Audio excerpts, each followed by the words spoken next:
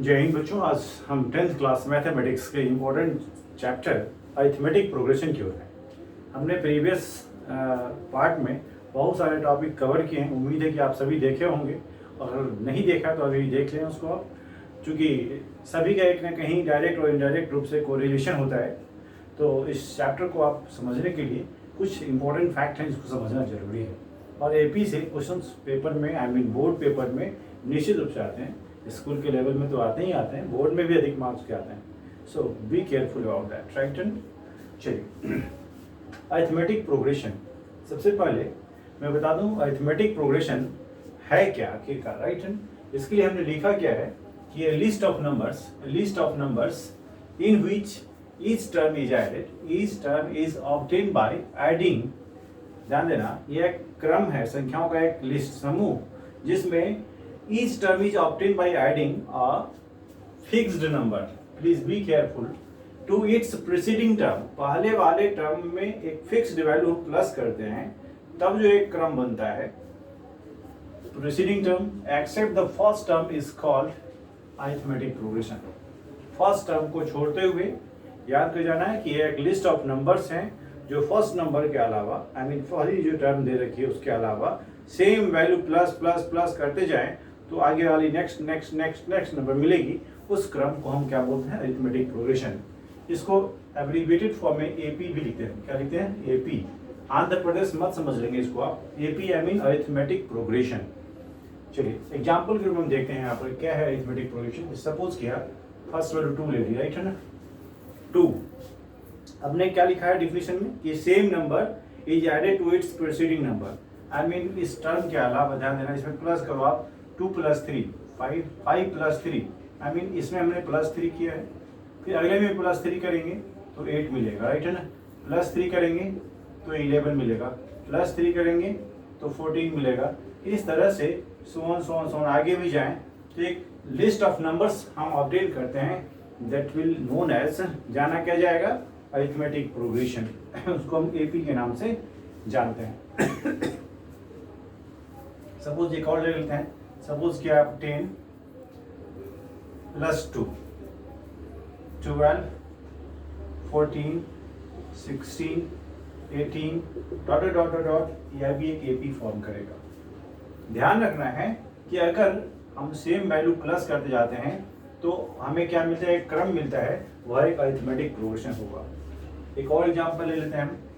Suppose 100, इसमें से plus -5 किया, मतलब -5 चाहे आप उसको माइनस करते चलो, आप दिमाग में यह रखिए कि दोनों के बीच का डिफरेंस हमेशा कॉमन होना चाहिए। दो कंसेक्यूटिव टर्म्स का डिफरेंस अगर कॉमन हो तो वह जो एक क्रम बनता है नंबर्स का, वह अरिथमेटिक प्रोग्रेशन होता है।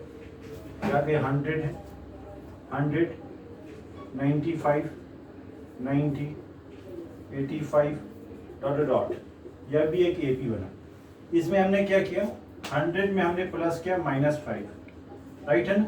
हमने क्या लिखा कि a list of numbers in which each term is obtained by adding a fixed number, it may be negative number, it may be positive number।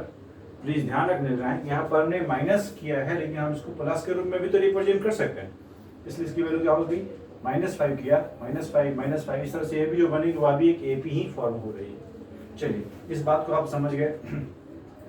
हम समझाने की कोशिश की रही है 95 कैसे आया। सो अब इसमें समझना है, जो पहले आती है वो होती है फर्स्ट टर्म, जो first come that is called first term. जो पहले हुआ है उसका बोलते हैं, सपोज हमने A1 लिया, A1 A2 A3 सो ऐसे, ये एपी फॉर्म करेंगे हम अल्फाबेट के हिसाब से ले ले तो।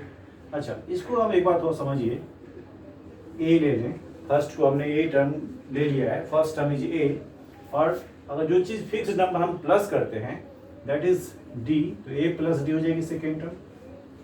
फिर उसमें डी प्लस करना है तो ए प्लस 2D हो जाएगी, ए प्लस 2D हो जाएगी। अब आप समझते रहिए, है ना, ए प्लस डी, ए प्लस 2D, ए प्लस 3D, आगे भी जाएगी तो वह एक एपी फॉर्म करेगी। क्या फॉर्म करेगी? एपी फॉर्म करेगी। बहुत ही सावधान रहिए। हमने इसमें क्या किया? डी प्लस किया है। याद कर जाना, यूजुअली हम लोग क्या मान लेते हैं? ए फर्स्ट टर्म को हमने ए मान लिया है, और जो डिफरेंस कॉमन है, I mean two conjugative terms का डिफरेंस, जैसे यहाँ पे देखिए यहाँ 3 है, यहाँ भी 3 है, यहाँ भी 3 है, यहाँ भी 3 है, यह अगर कॉमन है तो वह एपी फॉर्म का है। उसको हम क्या नाम देते हैं? Common difference. कॉमन डिफरेंस याद रख लेना है, कॉमन डिफरेंस यानी डी। इसको हम फर्स्ट टर्म को ए से डिनोट करते हैं और कॉमन डिफरेंस को स्मॉल डी से डिनोट करते हैं। यह याद कर जाना है, जब कभी हम सवाल आगे बनाएंगे उस क्रम में इस तरह से इसकी वैल्यू हम प्लस करेंगे, आई मीन ताकि वह फिक्स्ड वैल्यू प्लस हो, तब जो एक क्रम बनता है दैट विल अरिथमेटिक प्रोग्रेशन। वह क्या होगा? Arithmetic progression. जैसा आपने देखा, अगर इस सीक्वेंस को देखें, अगर एग्जाम्पल सेकेंड को देखें, तो इसके आधार पे I mean on the basis of second example number two, अगर इसको देखें हम इसको, तो ये क्या हो जाएगी? ए की वैल्यू क्या हो जाएगी? 10। क्यों? फर्स्ट जो आई वो ए हो गई, और डी निकालने की बात अगर करें तो 12 माइनस 10 दैट इज 2। याद कर जाना है, इसे दो बात समझ में आ गई। अगर फर्स्ट टर्म नोन है ए, कॉमन डिफरेंस फाइंड करनी है, तो कॉमन डिफरेंस का एक तरीका क्या हुआ? इसको ऐसे लिख सकते हैं, सेकेंड टर्म माइनस में फर्स्ट टर्म। याद रख लेना है, फर्स्ट टर्म से सेकेंड नहीं, सेकेंड से फर्स्ट को माइनस करें। हाँ, वैल्यू प्लस में भी आ सकती है, माइनस में आ सकती है, depends on the number, depends on the terms. मतलब जो आगे टर्म्स है उसके आधार पर इन सब को हम टर्म्स के नाम से जानते हैं, first term, second term, third term, fourth term, fifth term, so on. हाँ, इसके पास इनफाइनाइट टर्म्स हैं, क्योंकि इनफाइनाइट रूप में डॉट डॉट लिखा हुआ है, यह इन्फिनिटी को रिप्रेजेंट करता है। तो याद कर जाना है कि हमने बताया कि अरिथमेटिक प्रोग्रेशन होता क्या है, पहली बात। दूसरी बात कि इसमें फर्स्ट टर्म क्या है और कॉमन डिफरेंस क्या है, और कॉमन डिफरेंस निकालते कैसे। तो फर्स्ट टर्म जो पहले आता है वो first term, common difference I mean difference between two conjugative terms, difference between two conjugative terms. इसको ऐसा ही डिफाइन कर लीजिए, difference between two conjugative terms, difference between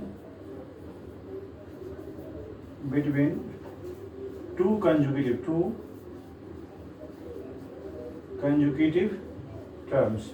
दो लगातार जो टर्म्स हैं उनके बीच के अंतर को हम क्या बोलते हैं? Common difference. यही कॉमन डिफरेंस, अगर एंड डिफरेंस यानी कॉमन है, then given sequence is in AP.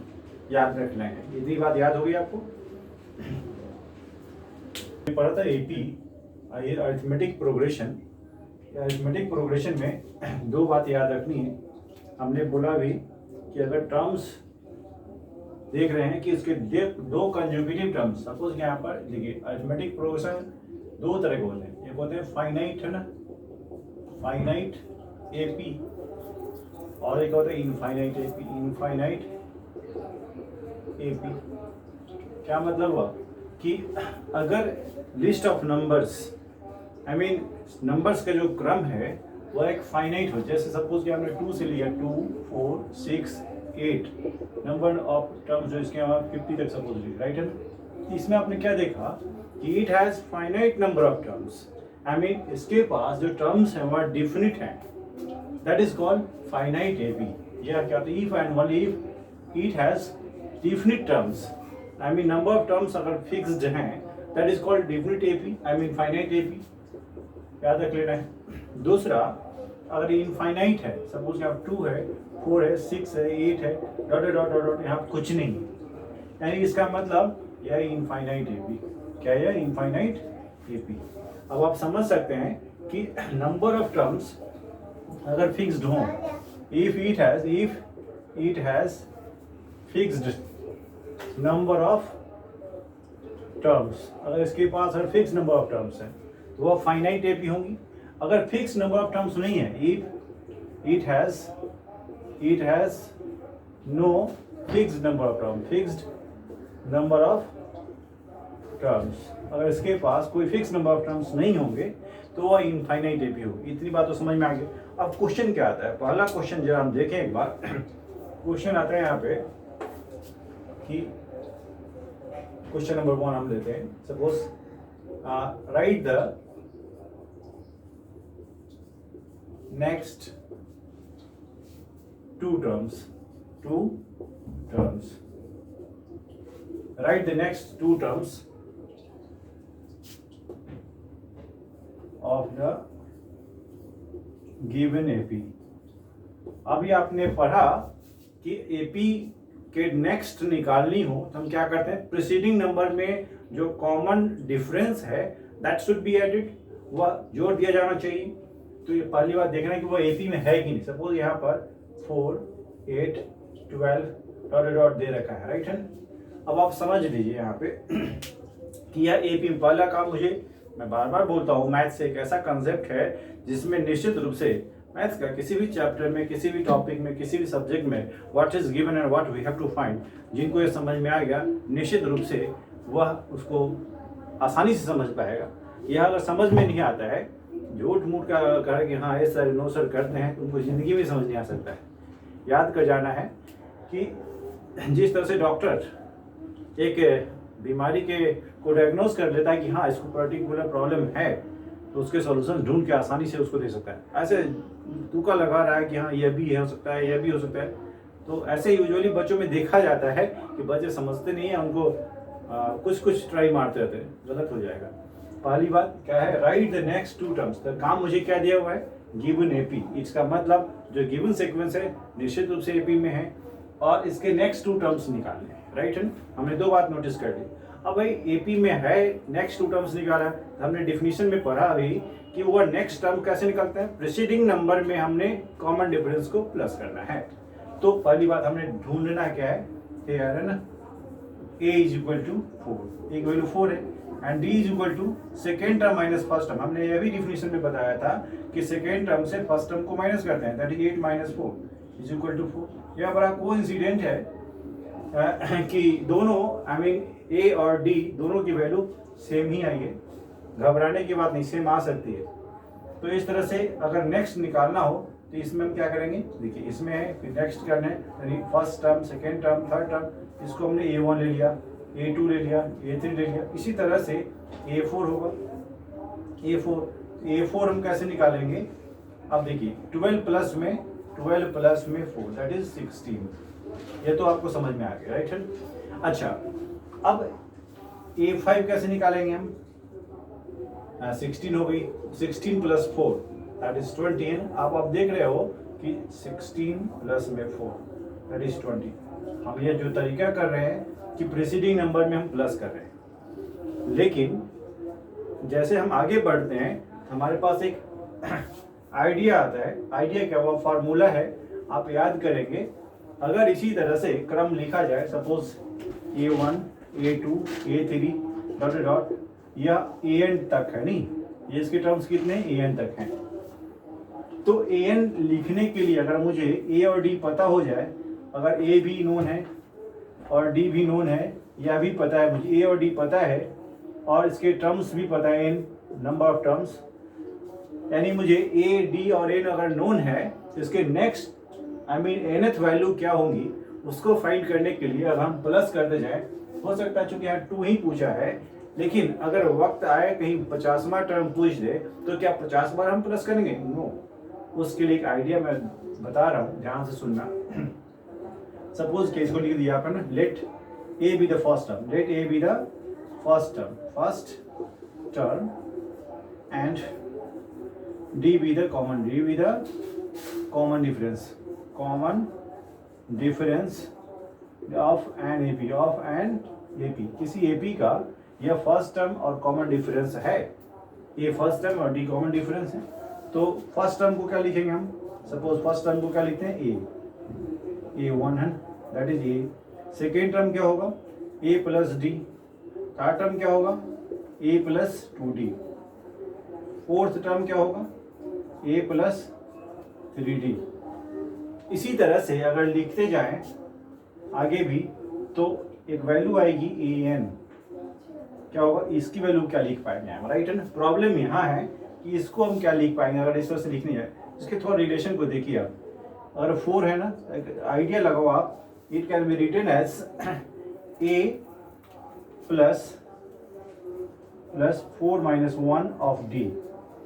यह फोर्थ वैल्यू है, फोर्थ टर्म में 4 से अगर 1 माइनस कर लेते हैं और कॉमन डिफरेंस से मल्टीप्लाई कर देते हैं, वह इसके बराबर हो जाएगी। यानी a प्लस 2d को क्या लिख पाएंगे हम, a plus 3 minus 1 of d। ये 3 कहाँ से, चूंकि थर्ड टर्म है, और यहाँ पर a plus 2 minus 1 of d, that is a plus d आ जाएगी। अब यहाँ ध्यान दीजिए, a plus 1 minus 1 of d, यानी 0 इंटू 0 हो जाएगी, यानी यह वैल्यू a ही रहेगी। तो कुल मिलाकर के आप एक देख रहे हो कि एक पैटर्न मुझे पता हो गया कि जिस टर्म की हम वैल्यू फाइंड करना चाह रहे हैं, आई mean a first term 1 minus 1 of 0, I mean d second term 2 minus 1, third term 3 minus 1, fourth term 4 minus 1, उसी तरह fifth term 5 minus 1, six term 6 minus 1, और nth वैल्यू निकालनी है तो a plus n minus 1 of d हो जाएगी।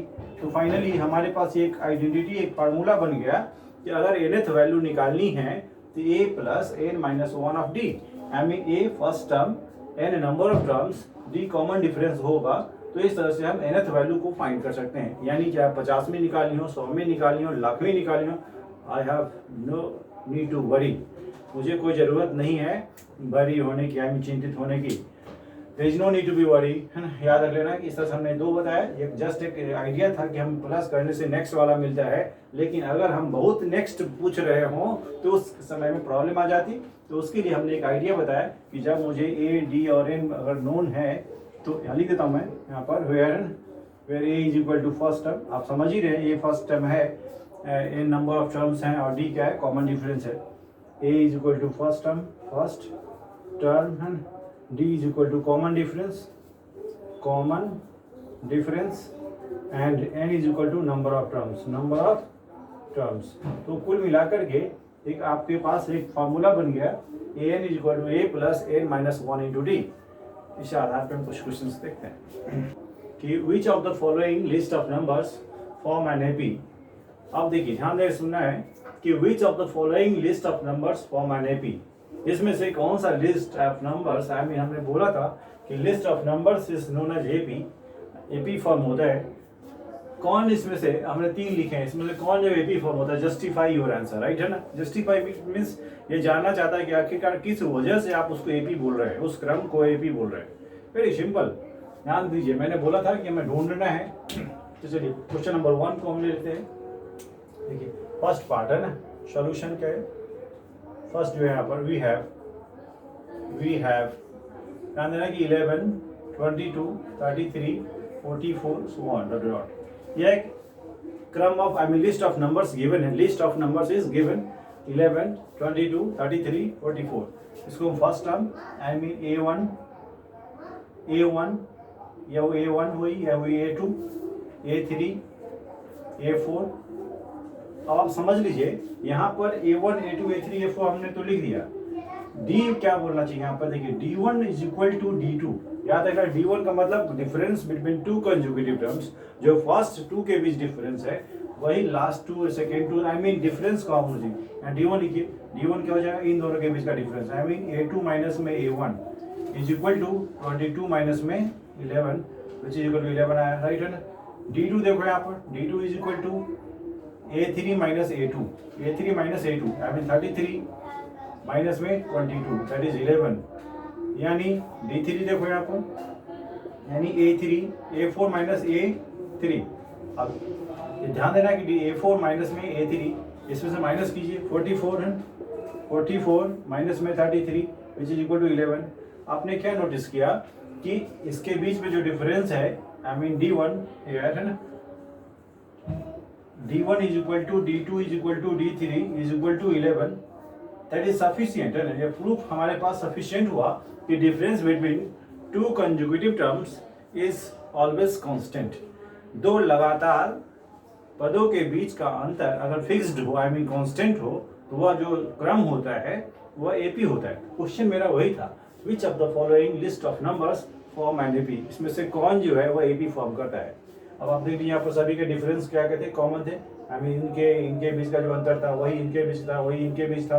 तो कुल मिलाकर के जो क्या फॉर्म करें, एपी में तो लिख दिए, hence it is in AP, hence it is in AP, यह एक एपी में है, राइट है ना। अब बात इसकी खत्म हो गई। Now second term, question number 2। हमें सॉल्यूशन जो है, सॉल्यूशन सेकेंड पार्ट का क्या है कि 2 स्क्वायर, देखिए we have 2 square 2 cube 2 4 2 5 dot. यह एपी फॉर्म करता है कि नहीं? पहली बात ये तो एक्सपोनेंशियल फॉर्म में है, आप इसको क्या कर दीजिए, नॉर्मल बदल दीजिए। 2 का स्क्वायर 4 8 16 32 डॉट है ना, इस तरह से वैल्यू इसकी आ गई, राइट है ना। अब जरा सोचिए एक मिनट, इसके बीच का डिफरेंस d1 क्या है, d1 is equal to 4 minus 2 that is 2, d2 क्या हुआ 8 माइनस 4 दैट इज 4, d3 कितना हुआ 8 16 माइनस 8 यानी 8। अब आप क्या देख रहे हो यहाँ पर, here d1 is not equal to d2 is not equal to d3। यह ध्यान रखना है कि अगर डिफरेंस कॉमन नहीं है then it will not be in AP, यह नहीं होगा एपी में। याद कर जाना यहाँ पर कि डिफरेंस जो होगा कॉमन नहीं है, hence it is not in AP. तो क्वेश्चन पेपर में आता है, जब इस कंसेप्ट को आप समझ जाएंगे कि अगर एपी में कब होगा, जब उसके डिफरेंस कॉमन होंगे तो। चलिए क्वेश्चन नंबर पार्ट थर्ड की ओर चलते हैं। थर्ड पार्ट के सॉल्यूशन क्या है, अब ध्यान देना यहाँ पर √3 √12 वी हैव √3 √12 √127 148 सो ऑन, ये इस तरह से दे रखी है वैल्यू। अब मुझे बताना है कि एपी में है या नहीं है, जिसको भी मैंने उसी तरह से बताना है। इसको √3 लिखेंगे, इसको क्या लिखते हैं, इसको सिंप्लीफाई करेंगे 2 इंटू 2 इंटू 4 4 3 12 आई मीन 2√3 हो जाएगी, 2√3। इसको क्या लिखेंगे 9 है, 3√3 कैसे लिख पा रहे समझ में आ रहा है आपको, 27 है ना, इसका फैक्टर निकालेंगे 3 से 9 फिर 3 से 3। इसका मतलब क्या हुआ, out of 2 we have to take 1, इसमें 2 से एक बाहर आ गई एक भीतर ही रहेगी, तो ऐसा हो जाएगी। फिर 16 जो 3 48 16 बाहर आएगी 4 होके, आई मीन 4√3। अब आप इसको लिखेंगे ऐसे। अब देखिए इसको सिंप्लीफाई कर दिया, थोड़ा आसान लिख दिया। अब देखिए इस स्टेप में क्या दिख रहा है आपको, इसके बीच का difference d1 is equal to √3, चूंकि 2√3 से 1√3 माइनस करेंगे तो 1√3 बचेगा, that is √3। d2 is equal to 3√3 minus में 2√3 दैट इज ऑल्सो √3, इसका डिफरेंस भी होगा। आप इसको लिख दो, ज़्यादा अच्छा रहेगा। 2√3 माइनस में √3 इज इक्वल टू में √3 है, यहाँ 3√3 माइनस में 2√3 इज इक्वल टू में √3, d3 is equal to 4√3 minus में 3√3 इज ऑल्सो √3। यहाँ पर क्या देखा आपने, since d1 is equal to d2 is equal to d3 is equal to √3, यानी सभी के डिफरेंस जो है वह फिक्स्ड है, आई मीन कॉमन है, जो कि कांस्टेंट का है यहाँ पर ना एक तरह से, वह एपी में होगा, है ना। It is in AP, PROVED। Proved क्या करना है, मतलब आंसर होगा, राइट है ना। मुझे बताना था, जस्टिफाई करना था कि एपी में है या नहीं। Question number third, find the 10th term of the AP, find the 10th term from the term of the AP, find the 10th term of the AP, we have to find 10th term, right है। इसके लिए मैं एक general term बताया था, I mean an is equal to a plus n minus 1 into D. यह एक general term है किसका, एपी का, where a is equal to first term, d is equal to common difference है ना, common difference, and n is equal to number of terms. आपको ध्यान रख लेना है कि a, n और d पता हो गया। अब इसके आधार पे क्या पूछ रहा है, सॉल्यूशन थर्ड का, find the 10th term of the AP, 10th term. तो पहली बात हमने वी हैव लिखना है, क्या लिखना है, एक एपी गिवन है, राइट है ना, 2 7 12 डॉट, एक एपी फॉर्म कर रहा है। इसमें फर्स्ट टर्म क्या है, first term a is equal to 2, d is equal to second term minus first that is 7 minus 2 which is equal to 5 हो गया, d हो गया, राइट है ना, आई मीन a और d पता हो गया। अच्छा 10th टर्म पूछ रहा है, क्या पूछ रहा है, 10th टर्म, यानी n इज ऑल्सो गिवन 10। जब मुझे a पता हो, n पता हो, d पता हो, और तो इस तरह से एक फार्मूला जानते हैं ना, क्या फार्मूला, वही general form. Now an is equal to a plus n minus 1 into D, now we know that कर दीजिए, अब ज़्यादा अच्छा लगेगा। वी नो दैट, अब हम जानते हैं कि nth टर्म क्या होता है, a plus n minus one into D, therefore a 10 यानी 10th टर्म। ठीक, a के बदले में a रहेगी, a plus 10 minus one of d कर दीजिए, यानी a की वैल्यू आप पुट कर सकते हो यहाँ पर 2 प्लस 10 माइनस वन यानी 9 इंटू डी यानी 5। बहुत ब्लंडर हो सकता है यहाँ पे जब हम इसको पहले बोर्ड मास के नियम से सॉल्व नहीं करें तो। 9 5 या 45 पहले लिखें, 2 प्लस 45 दैट इज 47। अब आपको याद दिला दूं, जिन बच्चों ने अगर 9 to 11 इंटू 5 किया तो 55 हो जाएगा उसका, कहे कि हम सही बना के आए लेकिन आएगा आंसर गलत। याद रख लेना है कि पहले हम सिंप्लीफाई करते हैं जो बोर्ड मास के तरीके से, नहीं मल्टीप्लिकेशन एडिशन सब्ट्रैक्शन सब एक साथ आता है तो पहले हम मल्टीप्लिकेशन करते हैं। तो 9 5 45 प्लस में 2, यानी कुल मिलाकर के इसकी 10th वैल्यू क्या होगी, पूछ रहा था find the 10th term of the AP. इस तरह से अगर लिखते जाएं तो 10th वैल्यू 47 आएगी, क्या आएगी 47, that is right answer. Solution number 3 तो हो गया, सॉल्यूशन किसका, 4th क्वेश्चन का, राइट है ना। Find the AP whose nth term is 3n minus 5। Okay, मुझे क्या करना है, फाइंड द एपी, एपी ही फाइंड करना है। इसमें एपी गिवन था, अब मुझे एपी फाइंड करना है। हुज nth टर्म लिखना है क्या, we have an is equal to 3n minus में 5। अब n की वैल्यू हमें क्या लेनी है, जो फर्स्ट टर्म में क्या लिखते हो, a1 लिखते हो, a2 लिखते हो, a3 लिखते हो, यानी n की वैल्यू फर्स्ट के लिए हम 1 लेंगे, फिर सेकंड के लिए 2 लेंगे, 3 लेंगे, यानी n का मान हम क्या करेंगे, n इज इक्वल टू 1 2 3 काफी है, 1 2 3 पुट कर दीजिए तो इस तरह से a1 निकल पाएगा आपके पास। a1 क्या जाएगा, 3 into 1 minus 5 that is 3 minus 5 यानी माइनस 2। a2 निकालेंगे हम यहाँ पर, 3 इंटू 2 माइनस में 5, 3 2 6 6 माइनस 5 यानी 1। a3 निकालेंगे हम, 3 इंटू 3 माइनस में 5 यानी 9 माइनस 5 यानी 4। तो कुल मिलाकर के आगे चलते जाएं तो क्या मिलेगा, माइनस 2 1 4 आर इन एपी। इसका जो एपी होगा ये यही होगा। मैंने कुछ नहीं किया, अपने मन से n की वैल्यू 1 2 3 पुट कर दी, जो वैल्यू आ रही है माइनस टू 1 4।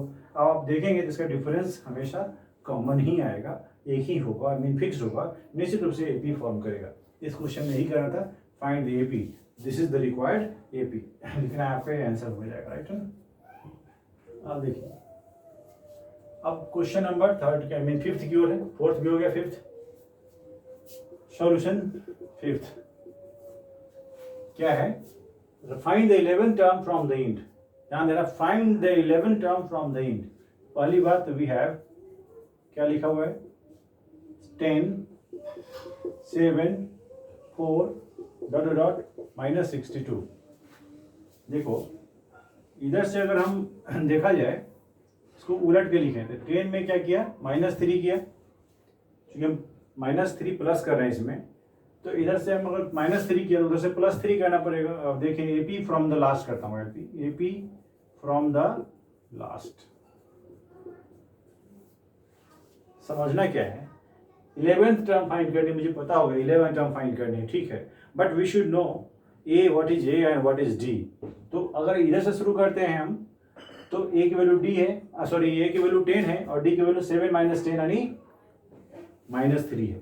तो निश्चित रूप से जो इधर से डी आता है उधर से रिवर्स हो जाएगी, यानी रिवर्स का मतलब प्लस में तो माइनस में हो जाएगी। देखिए अगर इसको हम एपी लिखे उल्टा के, क्या लिखे -62, उसके बाद क्या होगा, क्योंकि -3 किया तो उधर से +3 करना पड़ेगा, यानी -59 -56, इस तरह से वैल्यू आएंगी। कहाँ तक आएंगी, 10 तक आएंगी। या समझिए एक बार फिर से, इधर से -3 हुआ है, इसका अंतर -3 सो इस तरह से आगे भी होगा, -3 उधर से आने में +3 कर दो आप, है ना। तो इस तरह से माइनस फर्स्ट टर्म -62 है, ए की वैल्यू क्या है -62, डी क्या हो जाएगी -62 -59 माइनस में -62 यानी -59 प्लस में 62 दैट इज 3, यानी डी की वैल्यू 3 हो गई। ए की वैल्यू -62 और डी की वैल्यू 3। अब एन की वैल्यू कितनी है, 11 है, क्योंकि 11th टर्म पूछ रहा है, तो ए एन क्या हो जाएगा, A N is equal to A plus N minus 1 into D. यह आइडेंटिटी होता है, एक जनरल टर्म है, आपने देखा A N is equal to A plus N minus 1 into D. So this one. अब A11 is equal to A plus 11 minus 1 of D, यानी A plus 10D.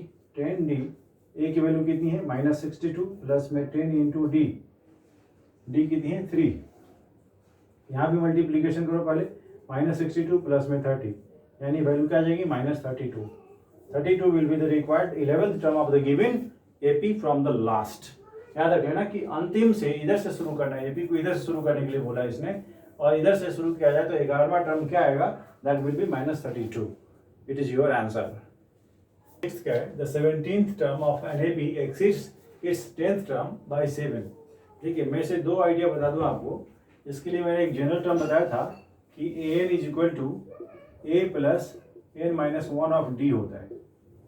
ठीक है, अब याद रखिए एक और आइडेंटिटी मैं बताना चाहता हूं कि an माइनस में a k is equal to n minus k of d.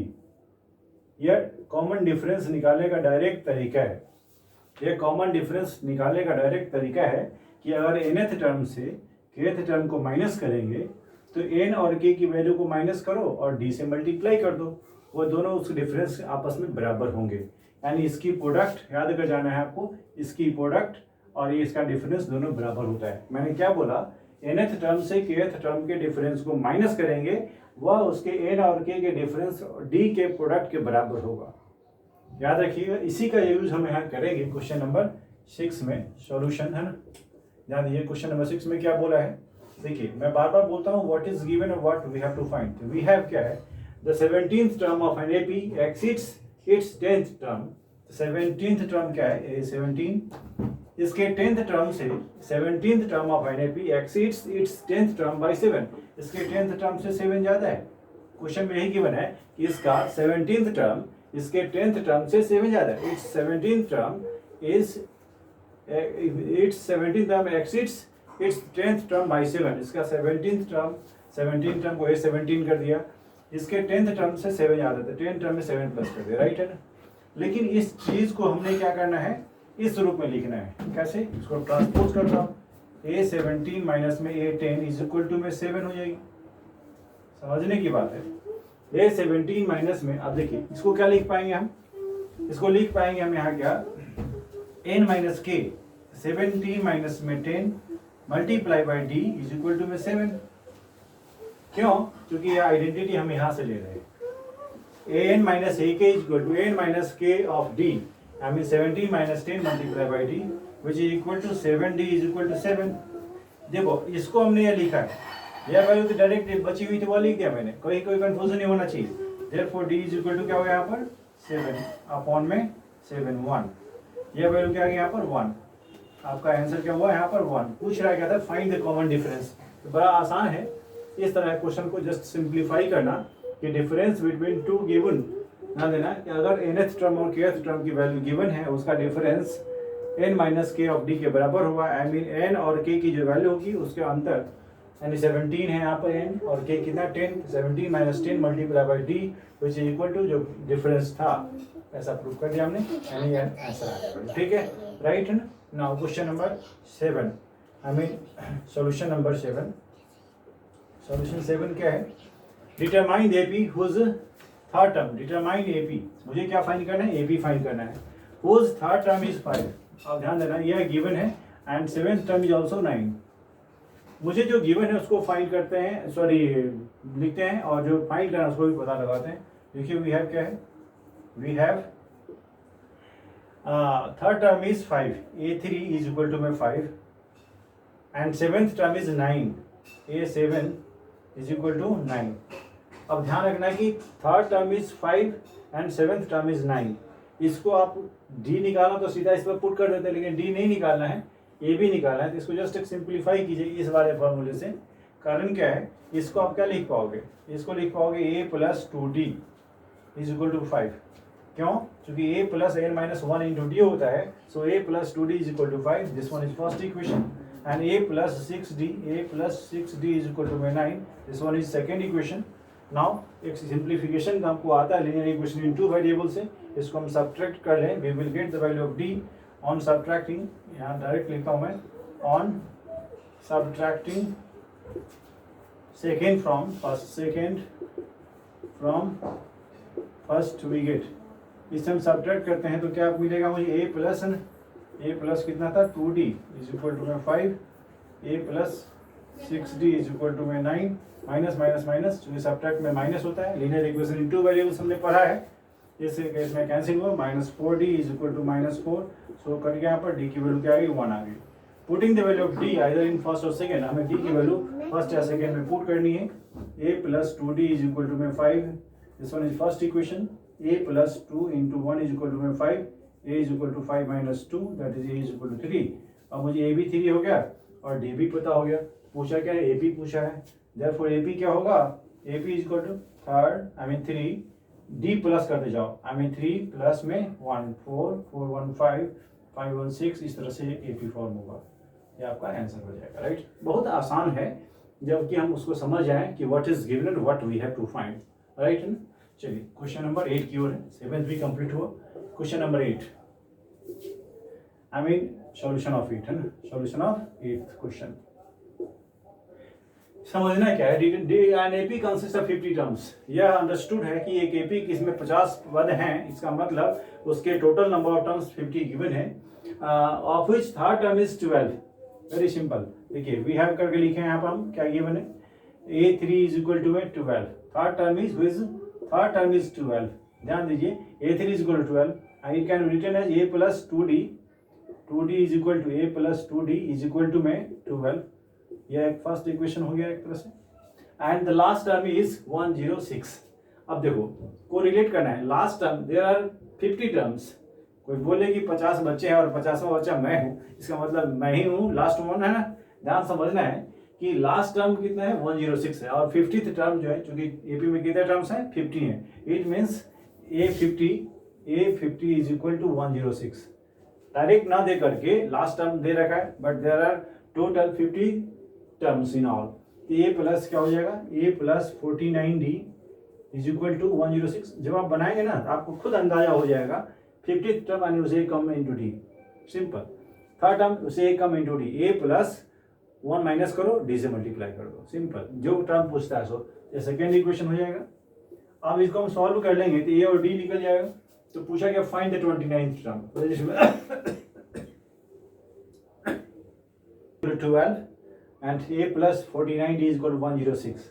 अब हमें क्या करना है, जस्ट सिंप्लीफाई करना है, तो इसकी वैल्यू निकाली, फाइंड द 29th टर्म निकाली है, इसका मतलब इसको हम सॉल्व करेंगे तो a और d फाइंड कर लेंगे, देन इसमें पुट कर देंगे, बहुत आसान। यानी पूछ क्या रहा है इसमें हमें, यह a29 यानी a प्लस 28d की वैल्यू पूछ रहा है, राइट है ना, यह मुझे पूछ रहा है, यह अभी नहीं चाहिए मुझे, यह बाद में चाहिए, इसको सॉल्व करो। यानी क्या करें यहाँ पर, a plus 2d is equal to 12, a plus 49d is equal to में 106, माइनस माइनस माइनस, यानी ऑन सब्ट्रैक्टिंग इसको ऐसा कर दें, यह कट जाएगी, -47d is equal to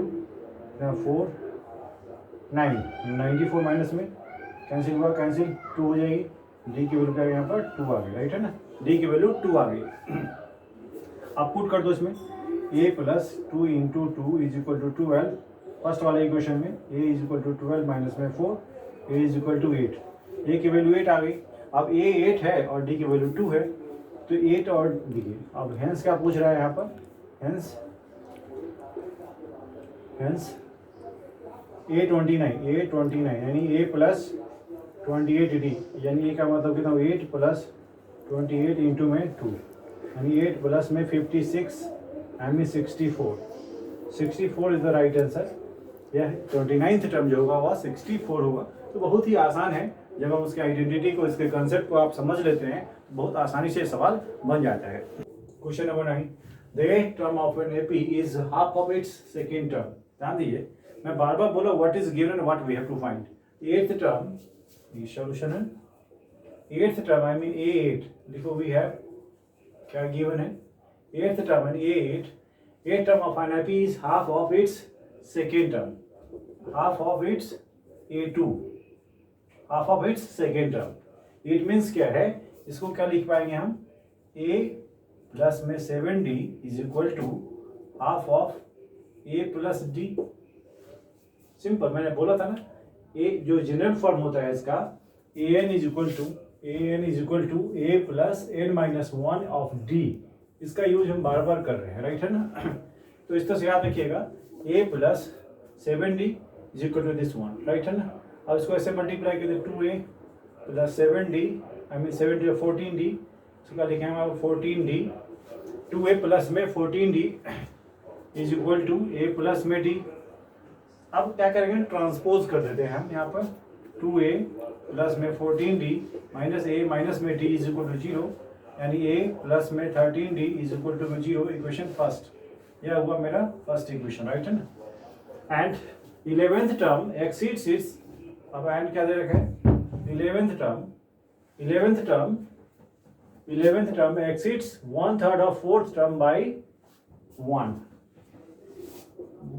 1/3 of its 4th term a4 by 1, इससे भी एक ज्यादा है। 11th टर्म इसके 4th टर्म के 1/3 से एक ज्यादा है। इसके 4th टर्म यह हो a4, उसका 1/3 से एक ज्यादा है, +1 कर दीजिए।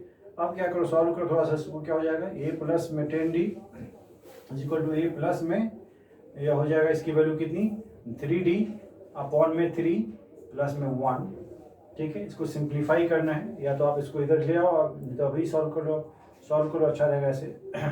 इसकी value 3a plus 3d plus में 3a प्लस 10d, राइट है ना।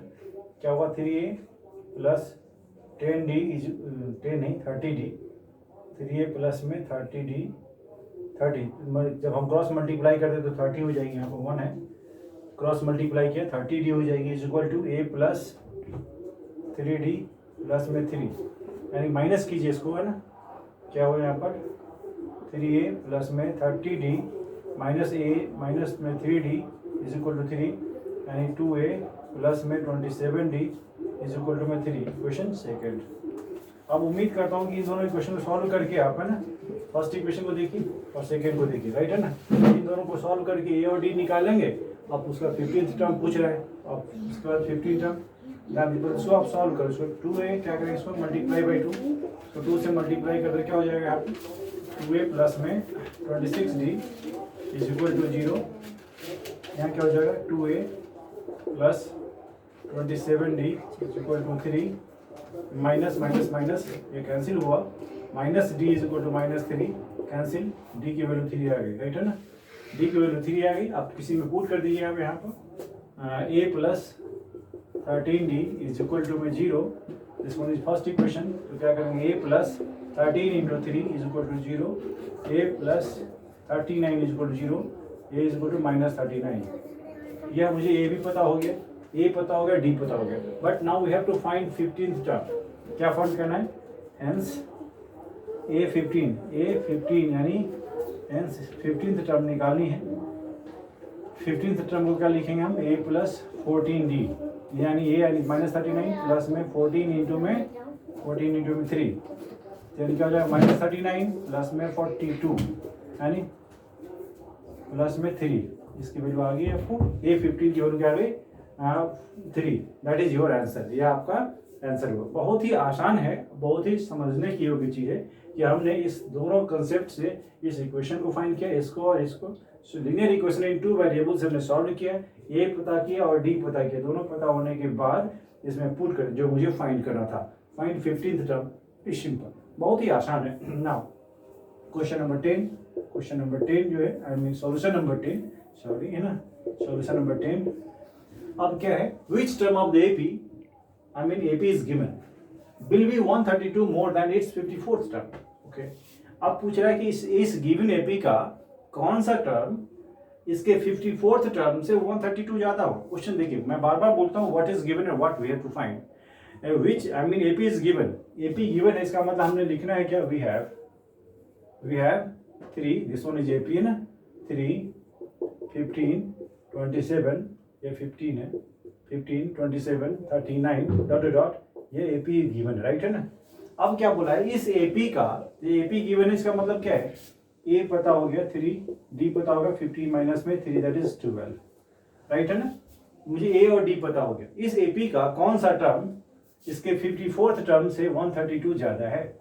नाउ अकॉर्डिंग टू क्वेश्चन, अगर हम मान लेते हैं कि nth टर्म जो है, इसका nth टर्म इसके 54th टर्म से 132 ज़्यादा है। क्वेश्चन तो यही बोला था ना कि कौन सा टर्म इसका इस एपी के कौन से टर्म जो है वह इसके 54th टर्म से 132 ज़्यादा है, तो हमने इसको लिख दिया। मान लें कि nth term an is equal to A54 plus में 132। आपको अगर पहले मैंने एक आइडिया बताया था, इसका एक फॉर्मूला एक और बताया था मैंने, an minus A K is equal to N minus K into D. यह तरीका बताया था मैंने आपको अभी, उसका यूज़ कर इसको ट्रांसपोज करो आप। an माइनस में A54 इज इक्वल टू में 132 इज इक्वल टू में 132। अब इसको हम क्या लिख पाते हैं, n minus 54 multiply by D, यही होता है ना, n minus K multiply by D is equal to 132। अब d की वैल्यू मुझे पता है यहाँ पर कितना, 12। n minus 54 multiply by 12 is equal to 132। So n minus 54 is equal to 132 divided by 12 यानी 11। n minus 54 is equal to 11, so n is equal to 65। इसका मतलब यह 65th term will be 132 more than its 54th term. Very simple, लिख दिया यहाँ पर hence 65th term will be 132 more than its 54th term. Right है ना। तो बहुत ही आसान है, बहुत ही सुंदर है चैप्टर, बहुत ही इंपॉर्टेंट भी है, और उम्मीद करता हूँ कि आप सारी बातों को अच्छी तरह से समझे होंगे। और आपसे काइंडली रिक्वेस्ट है कि वीडियो को शुरू से लास्ट तक देखें, समझें। एक बार समझने आए फिर रिपीटेडली देखें, नो प्रॉब्लम एट ऑल, है ना। आपके पास सफिशिएंट टाइम है अभी। देखो भाई, समय को जिसने पहचान लिया वही आगे बढ़ा है। जिन लोगों ने समय में सोने में गवा दिया या यूजुअली या हल्के में ले लिया, किसी को हल्का में नहीं ले रहा है, किसी भी टॉपिक को, किसी भी कंसेप्ट को। अगर टीचर अपने पसीना को बहा रहा है, इसका मतलब है कि बहुत ही इंपॉर्टेंट है, you should be careful about that. चलिए, आफ्टर ऑल आप ही के लिए किया जा रहा है। Thank you so much, you have to keep watching.